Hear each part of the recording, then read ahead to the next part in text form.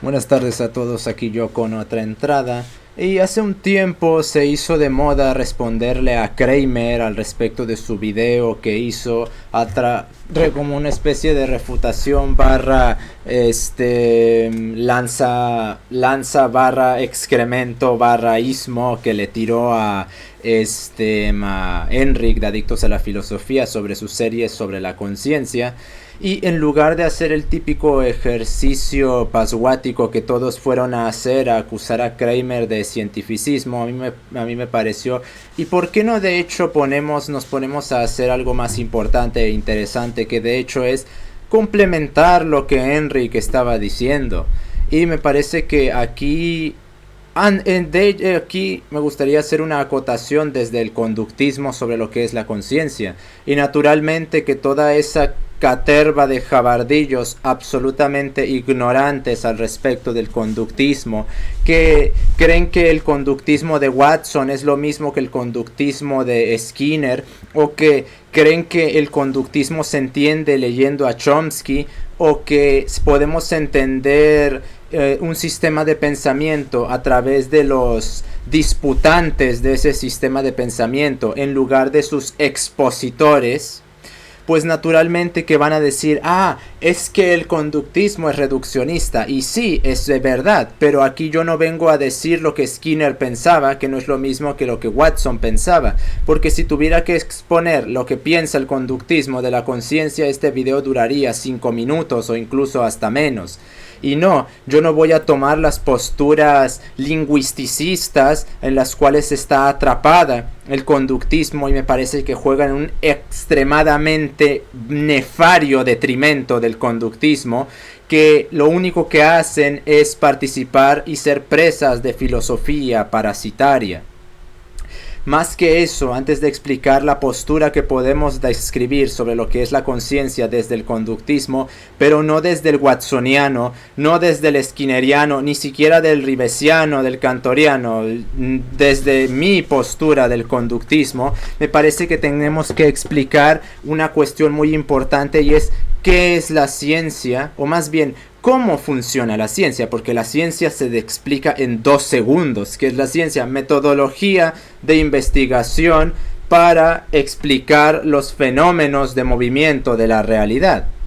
¿Y por qué es importante decir los fenómenos de movimiento? ¿Por qué no las leyes naturales? Realmente aquí es a lo que tenemos que responder, y es lo principalmente más largo de todo el video. Porque, por ejemplo, el padre Jorge Loring habla de la ciencia diciendo que la ciencia lo que hace es estudiar la naturaleza para descubrir sus leyes. La ciencia es una praxis para descubrir y demostrar las leyes de la naturaleza, siguiendo al padre Jorge Loring. Pero me parece que el padre Jorge Loring cae presa de algo que, por ejemplo, el padre Carreira no cae. Y es que el padre Carreira de hecho entiende un poco más lo que es la ciencia, y él correctamente describe la ciencia desde el método operacionista, que es desde donde se tiene que entender la ciencia.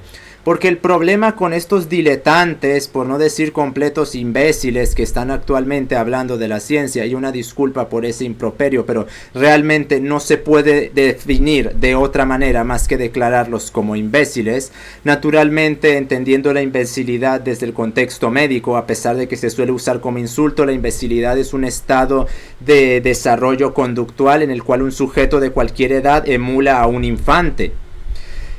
Básicamente es como una especie de retraso mental, por decirlo de alguna manera, y es que no se puede definir de otra manera, puesto que pareciese que no entendemos qué es la epistemología, qué es la noceología o qué es la ontología, y creemos que podemos ponernos a hablar sobre lo que es la ciencia partiendo desde posturas epistemológicas o noceológicas. Porque los diletantes que hablan de ciencia, o debería decir que hocican sobre ciencia más que hablan sobre ciencia, creen que el método científico sigue a Popper, a Kuhn. Bueno, si es que leen a Kuhn en primer lugar, porque pareciese que la filosofía de la ciencia empieza y acaba en Popper. o en un antropologista de octava o en un filosofista, sociologista, antropologista de tercera, y no estuvieran toda esa disputa que es mera metodología, es decir, noseología y quizás noseología, porque es más bien epistemología más que noseología. Si es que pasan de Popper es un milagro, porque se entiende mejor toda la influencia de la ideología que actualmente está en la ciencia, quitando la deificación que Popper hace del científico leyendo a Kuhn.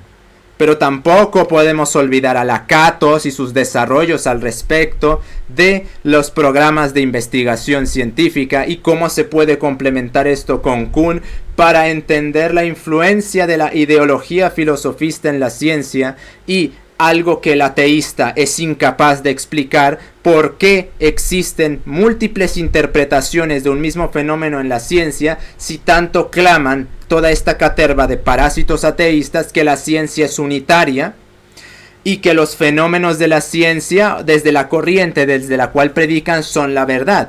Porque una vez sintetizando a estos tres sujetos, uno entiende que la gran mayoría de cosas que se están llamando ciencia en este tiempo son filosofía que se quiere presentar como ciencia.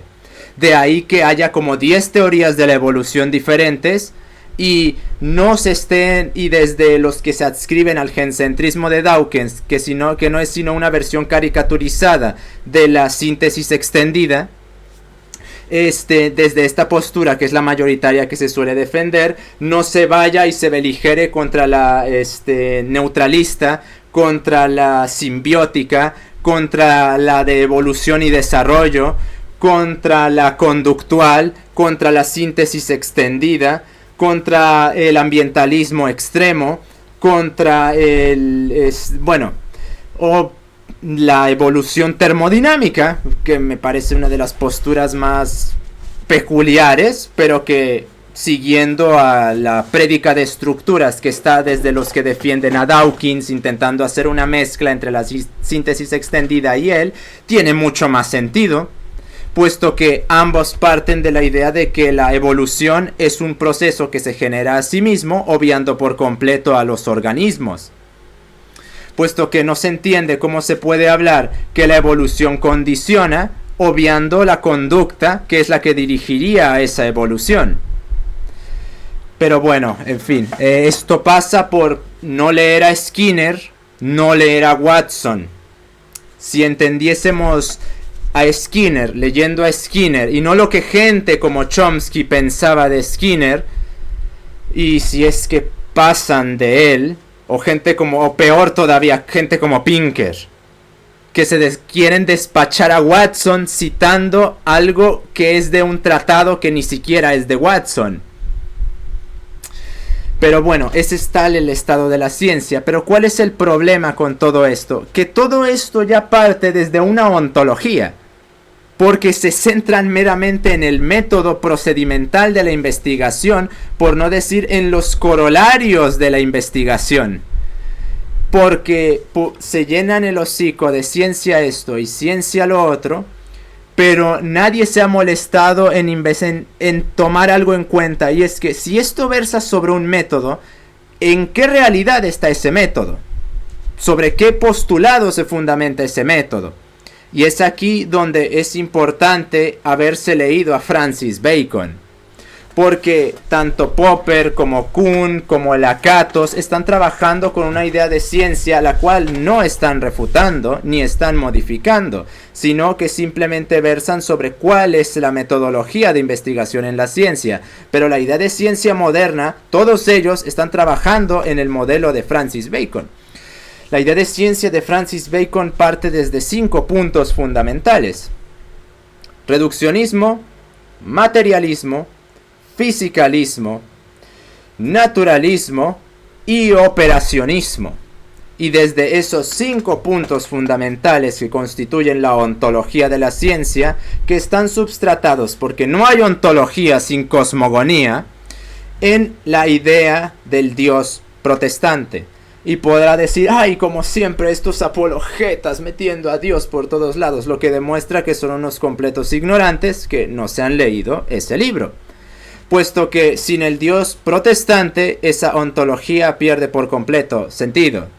Puesto que ese es el fundamento que mueve a el tecnocentrismo, la idea de la tecnópolis, que tanto en boga está en estos tiempos, pues la propone Francis Bacon en el Novum Organum, pero como nadie se molesta en leerlo, salvo haciendo una lectura superficial de su idea de ídolos, si es que siquiera la conocen, pues naturalmente que se quieran salir por la tangente diciendo que yo me estoy inventando y estoy malinterpretando. Explícitamente Francis Bacon dice que el método que está intentando desarrollar y la ontología que está intentando desarrollar tienen como fundamento descubrir los secretos que Dios nos dejó en el universo para poder entenderlos, controlarlos y crear un paraíso en la tierra. Palabras explícitas de Francis Bacon. Pero es importante entender más que el naturalismo, más que el fisicalismo, más que el materialismo, el operacionismo. ¿Por qué? Porque y es aquí en donde el padre Carreira demuestra haber entendido mejor la ciencia que el padre Jorge Loring. ¿Por qué? Porque el padre Carreira, en una conferencia de casi 3 horas al respecto de la ciencia, él habla sobre el método operacionista que se trabaja en la física. Y podrá decirse, pero es que nadie está intentando hacer eso, cada una ciencia tiene su método. Ah, sí, esto es completamente falso.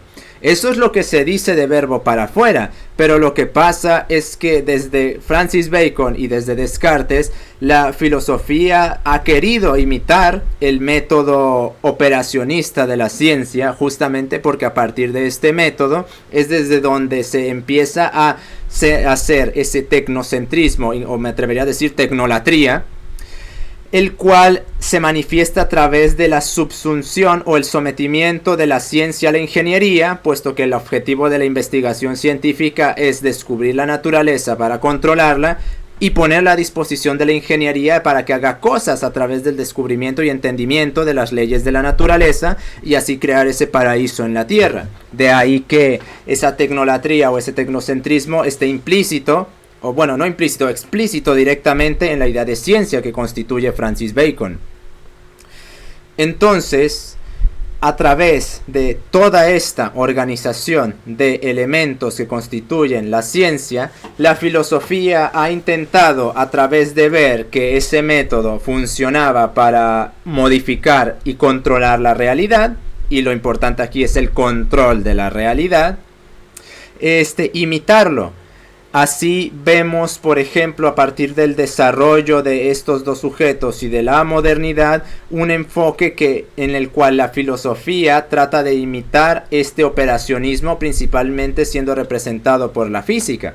Bien menta José Ortega y Gasset en sus lecciones de filosofía esto, que a través de este método se crea el terrorismo de la física y el fundamentalismo de los laboratorios, en el cual todo quería parecerse a la física y la ciencia no es exención, la filosofía no estaba exenta de esto, e incluso a pesar de que muchos pretenden que Marx vino a cambiar esto es completamente falso. Marx no pudo haber intentado imitar más a Newton de lo que podría hacer, porque este supuesto cambio de paradigma de la antropología, Marx lo despreciaría por completo.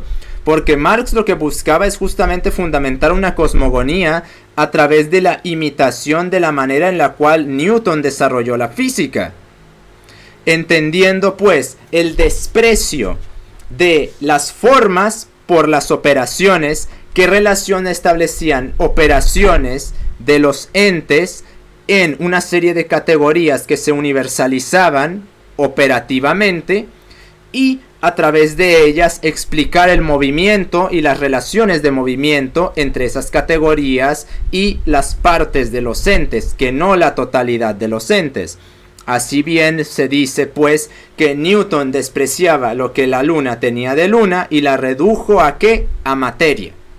a masa, a peso, a fuerza, bueno, creo que se entiende a qué es a lo que voy con esto. Marx imitó exactamente lo mismo a través de la idea de plusvalía, la cual para Marx la plusvalía no era tanto el dinero que se robaban los capitalistas del trabajo del proletariado, sino más bien era la sustancia que se convertía en mercancía. Y todo cuanto se convierte en mercancía no es más que plusvalía convertida en mercancía. De ahí pues categoría fundamental que permea toda la realidad en un sentido reduccionista. Pues Marx está imitando a Newton en toda regla. Y esto no debería de sorprender a nadie que de hecho se haya molestado en estudiar rigurosamente el desarrollo de la filosofía. Desde la modernidad, la filosofía ha querido parecerse a la ciencia y es por eso que ha llamado ciencia cosas que no lo son. Pero aquí está la distinción importante entre la ciencia y la filosofía. La filosofía trabaja con relaciones de totalidad, que desde Kant o Hegel o Marx o incluso desde Kant, porque pues también él participaba en esto, la filosofía haya querido emular el operacionismo de la física, de la ciencia, eso ya es otra cosa. Y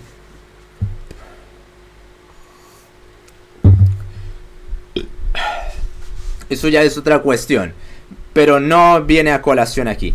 Aquí lo importante es entender que la filosofía trabaja con las relaciones en la totalidad. Por ejemplo, la física va a estudiar a la luna en cuanto que la reduce a materia. Porque si la estudiase a la luna conforme lo que es luna, jamás podría estudiar nada de tantas cosas que se implican. Por eso principalmente lo que estudia la física es movimiento desde una serie de categorías que le imputa a objetos o entidades incluso, porque la física también trabaja con entidades. Así haya una imperancia materialista, la física no solo trabaja con objetos, también trabaja con entidades, porque la realidad no se reduce a materia nada más. Entonces, la filosofía trabaja con totalidades, como por ejemplo, no toma a la luna como materia o como masa, sino que la toma en tanto que luna y estudia qué tipo de relaciones como totalidad puede establecer todos los entes que puedan interactuar con ella. En cambio, la ciencia trabaja con lo que ya existe y a través de lo que ya existe tiene sus categorías que le imputa y a la cual reduce los objetos, como puede ser masa, peso, fuerza, movimiento, tipo de movimiento, amperios, voltios, tiempo, metros, etcétera, etcétera, etcétera. Y este es el operacionismo, el reducir una forma a categorías y estudiar las operaciones de esas categorías que están implicadas en la forma. Pero aquí nótese algo muy importante. La ciencia trabaja con lo que ya existe. Y es por eso que se puede decir, la ciencia no demuestra nada, sino que explica y descubre. Quien demuestra es la filosofía. ¿Por qué? Porque la ciencia trabaja en la realidad, puesto que siempre tiene que tomar un objeto. De ahí el materialismo, de ahí el fisicalismo, de ahí el naturalismo, que pueda demostrarse empíricamente su presencia en la realidad y a través de ello predicar un tipo de movimiento o relación que pueda establecer. En cambio, la filosofía, al inventarse cosmogonías, ontologías, noseologías y epistemologías a borbotones, creando una miasmática parasitaria de incoherencias inentendibles y completamente arbitrarias, sobre todo desde la modernidad, porque no es como si antes de la modernidad no hubiera habido estulticias. De ahí que se diga que la filosofía demuestra. ¿Por qué? Porque tiene que demostrar primero que las relaciones que le imputa a los objetos que estudia tienen su presencia en la realidad. puesto que no todo cuanto predique la filosofía es realmente necesariamente existente o presencial, real, operatorio.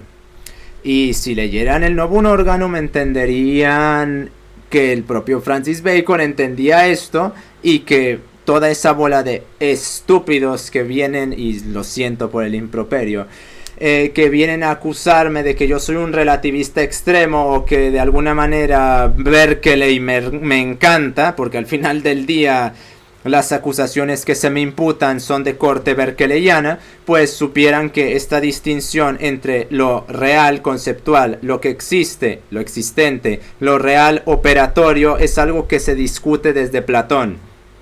Máxima síntesis de esto lo encontramos en Francis Bacon, en el cual dice que hay palabras que designan cosas que no existen por una suposición meramente fantásticas, y hay objetos que existen que no tienen palabras por no haber sido descubiertos. Santo Tomás decía: las distinciones hechas por la mente no corresponden necesariamente a distinciones reales o distinciones en la realidad. Algo tan simple y sencillo de entender que me valió la acusación de ser un relativista extremo que piensa que es imposible que el hombre predique algo. Pues bueno, yo no pienso de esa manera, evidentemente, puesto que entonces se implicaría que yo no puedo decir nada. Y bueno, creo que tengo la suficiente inteligencia como para darme cuenta que estaría cayendo en una soberana e insultante contradicción. Pero entonces, ¿qué tiene que ver esto con la conciencia, con el conductismo y en general con el fundamento de este video? Es que es necesario entender la idea de ciencia, la ontología de la ciencia. La ciencia no crea ontologías, no puede hacerlo aún. Quizás lo hagan en el futuro, pero al menos ahora no puede. Es importante entender esto para entender el conductismo, puesto que al establecer ese operacionismo hay invariablemente un reduccionismo, el cual establece la reducción de las formas a las operaciones con unas categorías que median esas operaciones para estudiarlas, que es la física. Ese es el paradigma fundamental de la ciencia, es el operacionismo físico, reducir cosas a categorías predicables que establecen relaciones de movimiento entre ellas. Entonces, de ahí que la acusación de que el conductismo sea reduccionista sea verdadera, pero se puede decir lo mismo hasta de la física teórica, hasta de la física cuántica. La ciencia es reduccionista porque su método reduce los objetos a esas categorías predicamentales. O, si no se reducen los objetos a esas categorías predicamentales, lo que sucede es que se toman a los objetos en virtud de ese estrato y se predican cosas desde ese estrato, y se puede derivar una demostración de leyes de movimiento derivado de que todos los objetos participan de esas categorías predicamentales. De ahí que algunos me quieran decir: pero entonces, si lo que tú dices es verdad, ¿cómo puede, Dios no es necesario en la explicación de nada porque la ciencia explica toda la realidad? Claro, y la puede explicar en la medida en la cual los entes que toma para explicarla participan de esas operaciones. Ahora bien, decir que esos son todos los objetos es negar la realidad, puesto que estamos diciendo que la luna no es luna, sino es materia. Y es verdad, se puede establecer que la luna tenga componentes y participe de la materia, pero eso no es todo. Eso es tan absurdo como decir que el hombre es una mera materia, es puro conjunto de átomos. Y eso lleva a muchos problemas, puesto que no le faltará el muy graciosito que crea que esto es verdad, y siendo coherentes, ¿qué más da que le corten la cabeza a la persona que diga eso? Porque en los átomos no es como si hubiera mucha moral que digamos. Ahí les encargo a la piara evolucionista / darwinista que cree que el hombre es un animal ni nada más. Bien decía Chesterton, donde hay culto al animal, hay sacrificio humano. Pues bueno, no hay que sorprendernos que el hombre sea tratado como poco más que basura, tomando en cuenta el cómo se está ontologizando la ciencia, porque este es otro problema. Esta visión, que se entendía muy bien en el pasado, era una ontología de un sistema y esto lo deja bien en claro Francis Bacon, era la ontología de un sistema de pensamiento para estudiar la realidad. No era la realidad. Pues bueno, gracias a Kant, a Hegel y sobre todo a Marx, se ontologizó el operacionismo. De ahí que, gracias a la idea de dialéctica de gente como Hegel, se haya, y también de entes como Marx, se haya terminado de ontologizar una metodología de investigación y ahora se tome que el movimiento sea el fundamento absoluto y último de todas las cosas. De ahí, por ejemplo, la cantidad de incoherencias que hay en el cognitivismo que se quieren sacar de que la conciencia es un proceso. Pero eso solo tiene sentido entendiendo el proceso como lo entendía Hegel, como lo entendía Marx, como una serie de movimiento perpetuo de eterna transformación, lo cual implica que no hay formas, sino hay puro movimiento, lo cual termina derivando en que la realidad es imposible que exista, puesto que para que haya el movimiento o que haya un proceso, se necesita una forma que en un punto del tiempo y del espacio sea estática y que incurra en una serie de relaciones que establezcan una alteración. En cambio, Hegel y Marx van a decir a través de su idea de dialéctica que no hay tal estaticidad, sino que hay un movimiento perpetuo. La realidad es un proceso perpetuo. ¿Y cuál es el problema? El proceso son una relación entre formas que da como resultado algo. Es decir, se requieren formas para que haya procesos. Pero siguiendo la dialéctica, la forma es el proceso, pero como el proceso implica un constante cambio, no hay formas a menos que detengas la realidad. ¿Y qué es lo que sucede? Que se niega la realidad desde aquí. De ahí que se crea que todo sea absolutamente inmutable y mudable, siguiendo las cosmogonías tanto de uno como de otro sujeto. Pero es importante también entender esta problemática, que en la ontologización de la ciencia, que se impute la metodología de la ciencia como si fuera la realidad, encontramos los problemas que presenta la explicación de la conciencia. Que se quiere explicar la conciencia desde la ciencia, partiendo desde la filosofía y no entendiendo qué es realmente la ciencia. De ahí que se acusa al conductismo de ser reduccionista, pero es que toda la ciencia, hasta la física cuántica, lo es y tiene que serlo, porque no puede estudiar las totalidades la ciencia. ¿Cuántas variables operativas hay en un átomo? En una partícula. Y me van a decir, no, pues hay masa. Masa, spin, quarks, carga electrónica, carga eléctrica, afinidad electrónica. ¿Qué más le podemos decir? Hay algunas cosas como cromodinámica o algo por el estilo. Y podrán decir, bueno, sí, ¿cuál es la relación entre todas ellas? ¿Cómo se establece la relación entre todas ellas? Pero no operativamente, sino totalmente. Como todo distributivo. Vamos a ya empezar a meter los términos técnicos pesados. Entonces, porque no me quitas la carga electrónica, te cargas el átomo. Le quitas el spin, el átomo no existe. Le quitas la masa, bueno, no va a existir eso. Es un todo distributivo. Entonces, ¿cómo se explica la relación entre todos estos operadores para dar como resultado la forma? ¿Cómo va a explicar la ciencia eso si tiene que reducir todo ello a relaciones de movimiento y no relaciones de totalización? Eso es lo que no se quiere, y no es que no se entienda, es que no se quiere entender, porque lo que pasa es que se quiere empujar a filosofía como ciencia para pretender que la arbitrariedad de la filosofía es ciencia, y al mismo tiempo que se arroguen la misma el mismo prestigio y la misma rigurosidad que la física. Porque al final del día, cuando Jesús, que maestro, me quiere hablar de una ciencia de la literatura, él la quiere poner en el mismo nivel de rigurosidad que en la física. Puesto que si yo pregunto que la física es una ciencia y su ciencia de literatura también, yo estoy diciendo que tienen la misma rigurosidad y la misma potencia de estudio de los fenómenos que están haciendo. Y no solo eso, sino también la misma importancia y la misma jerarquía.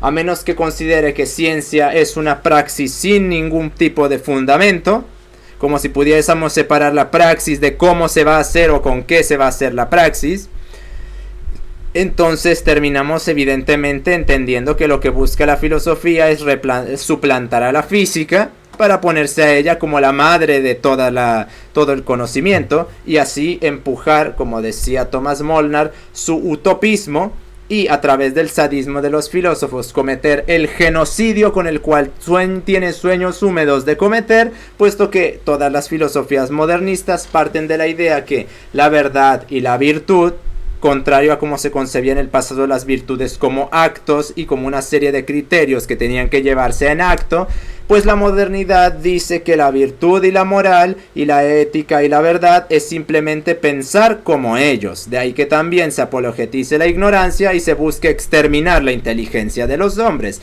puesto que si el hombre cuestiona, ese cuestionamiento siempre lleva el adjunto o el adyacente de que cuestiona pero para darme la razón en todo. De ahí pues que veamos tanto fundamentalismo en la ciencia, en los cuales se empujen toda una serie de corolarios motrices de epistemología a través de supuestas máximas verdades que invariablemente van en boga de satanizar, de demonizar y de genocidar a ciertos grupos, como por ejemplo el cómo desde el sociologismo de tercera que está en boga en estos tiempos se pregone acabar con los blancos o con los hombres. Y eso se tome como la máxima de las verdades. Pues cuando no se entiende qué es la ciencia, cuando no se entiende qué es la filosofía, y cuando se pretende que la ciencia es filosofía o la filosofía es ciencia, caemos en estas acusaciones completamente absurdas, propias de gente que no sabe de qué está hablando, y propia de ignorantes, los cuales se ponen a hocicar sin siquiera saber de qué están hablando. Pues bueno, entonces, haciendo todo este preámbulo, todo este prolegómeno, ¿qué es la conciencia para el conductismo? Entendiendo al conductismo como ciencia.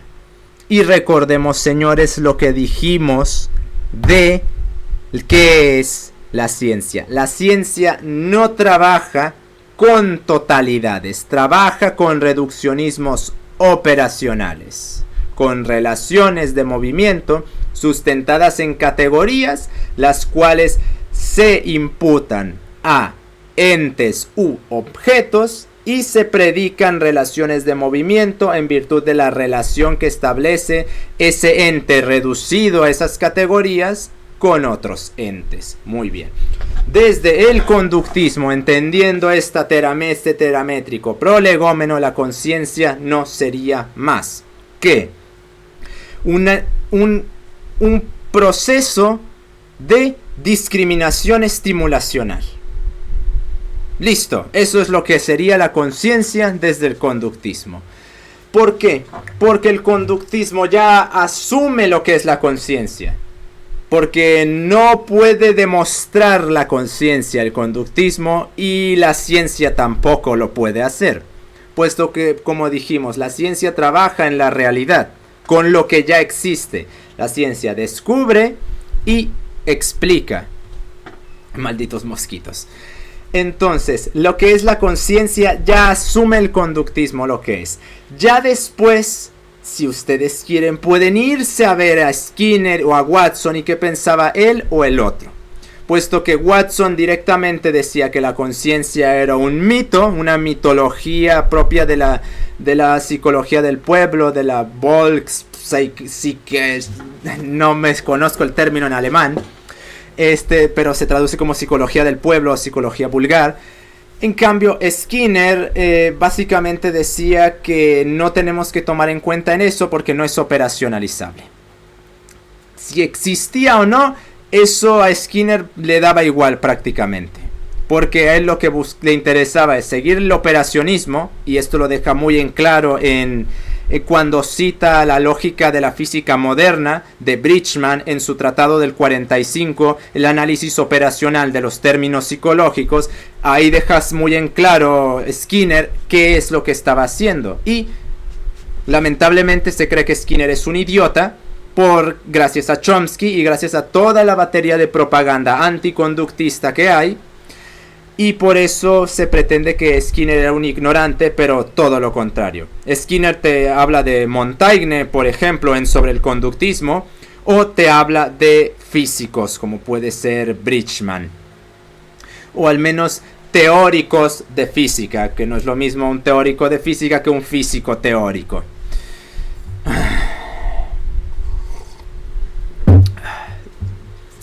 Entonces, este proceso de discriminación estimulacional básicamente implica que el sujeto se le presentan una serie de estimulaciones y su conducta se dirigiría de tal manera en la cual se establecería un tipo de relación con esas estimulaciones que darían lugar a un proceso de reforzamiento activo del sujeto o no, estableciendo un tipo de relación que podría rechazar la estimulación o establecer un proceso de retroalimentación con dicha estimulación para establecer un reforzamiento.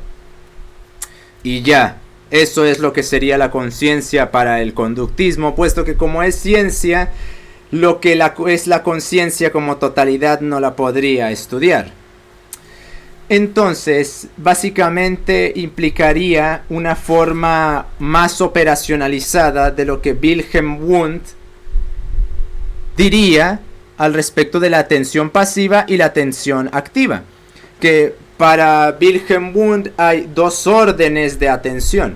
La atención activa, que implica la voluntad, la atención pasiva, que es automatista. Y aquí se establecerían los órdenes de la conducta en la atención activa y en la atención pasiva los órdenes de lo biológico. Puesto que el hombre siempre está siendo bombardeado por estímulos de los cuales no se da cuenta. Y la conciencia, siguiendo el conductismo, sería el establecer una relación discriminativa entre un estímulo contra otros para establecer algún tipo de relación de conducta, como puede ser de retroalimentación, de reforzamiento, y podemos hacer una simbiosis entre ambos términos, estableciendo que hay una atención pasiva, que lamentablemente se toma esto como el inconsciente, que no tiene nada que ver eso, en el cual se implicaría un automatismo debido a que como el organismo no es un sistema cerrado y como bien mentaba el padre Julio Mainville, hay órdenes de participación del hombre, porque el hombre participa de lo material, participa de lo divino, de lo material, de lo biológico y de lo trascendente. Y entonces de lo divino, del alma, de lo trascendente, su relación con Dios, para que se entienda, porque ahí no es lo mismo, no es lo mismo. Y entonces, como el hombre participa en diversos órdenes, hay distintas operaciones que se establecen en esos órdenes operacionales, y derivado de ello estableceríamos el automatismo para el orden biológico.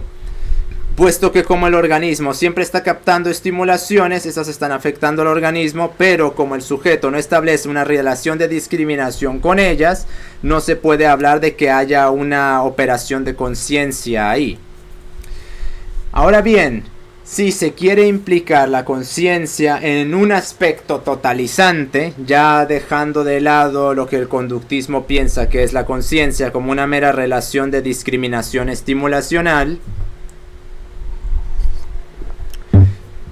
la conciencia como totalidad la podemos entender no desde la experiencia subjetiva, puesto que todos los organismos tienen una experiencia subjetiva.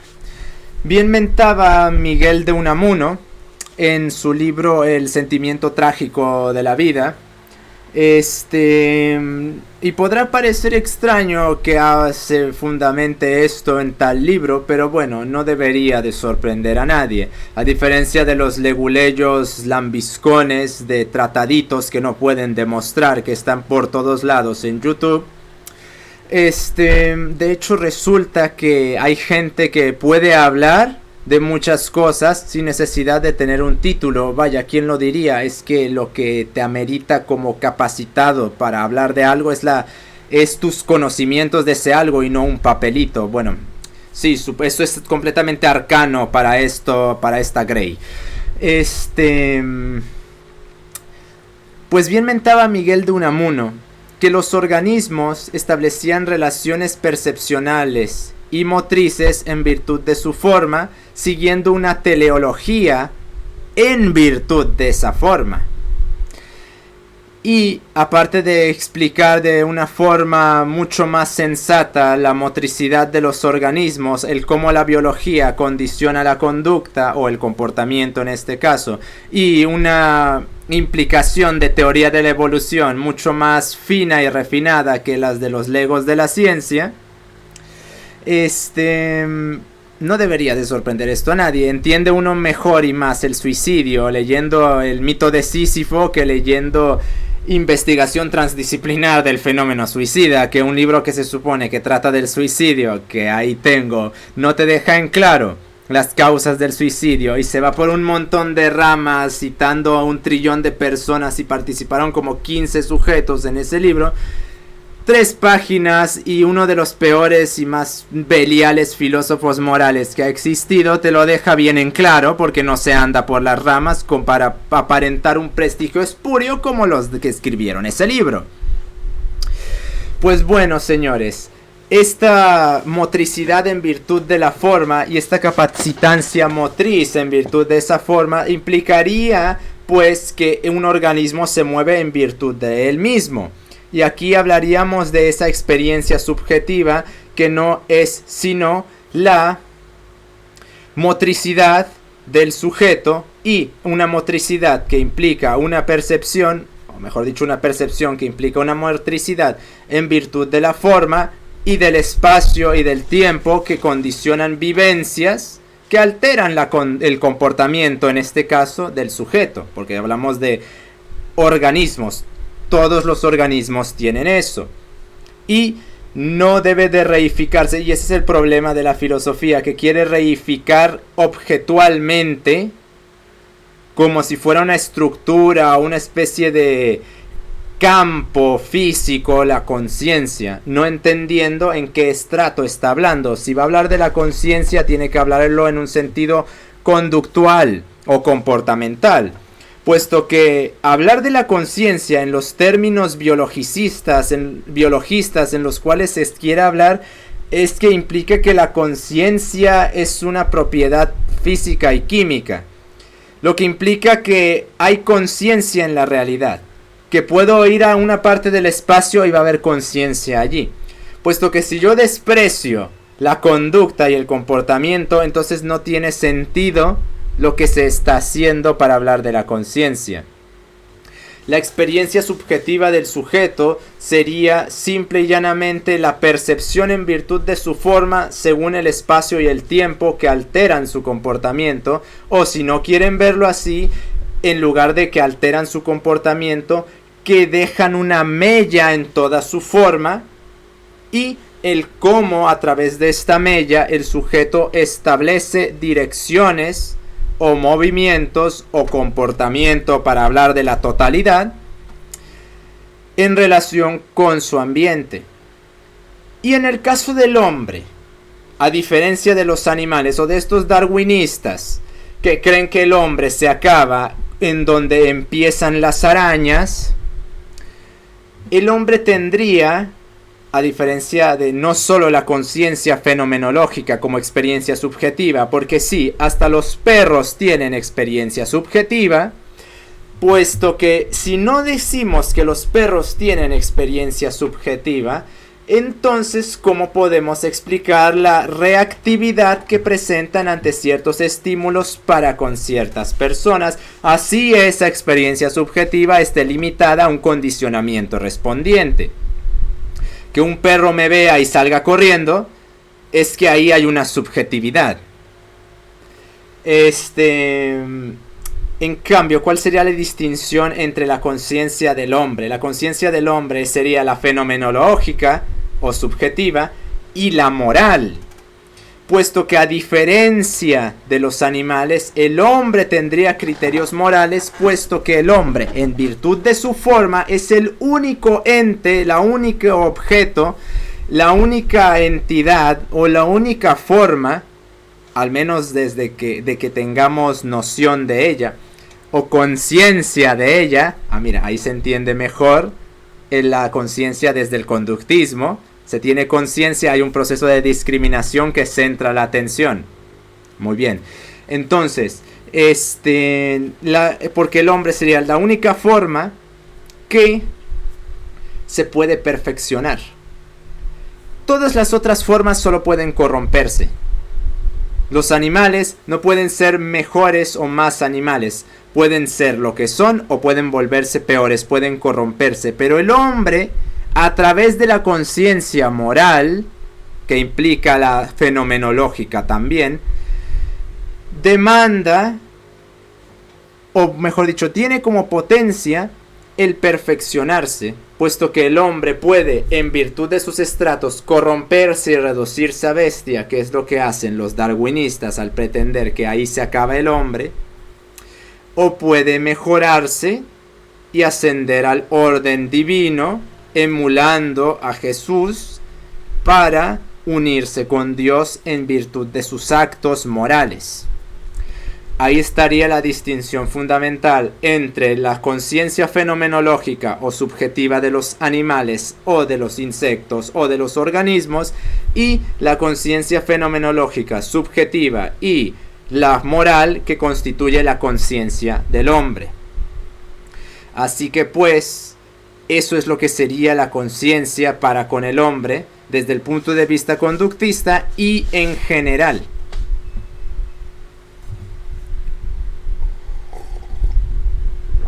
Que sería una facultad o una propiedad formal de los organismos no reductible al cerebro, porque vimos que los organismos tienen su conciencia también, sino que simplemente es una facultad, una propiedad formal de los organismos, y en el caso de la conciencia moral, esta es exclusiva del hombre, al menos hasta donde tengamos noción, porque puede haber organismos los cuales tengan el mismo estrato del hombre y también tengan esa conciencia moral y esa capacitancia de perfectibilidad, o no.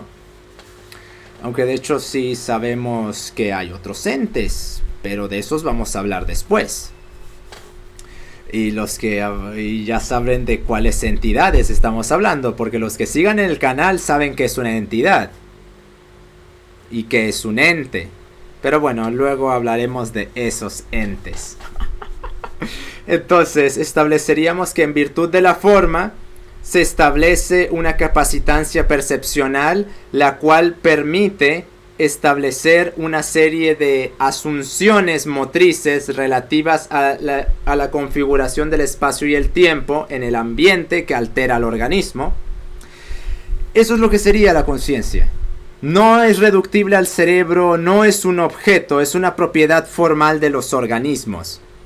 Y en el caso del hombre estaría esa capacitancia en virtud de su forma que le podría permitir perfeccionarse o corromperse más, que sería la conciencia moral.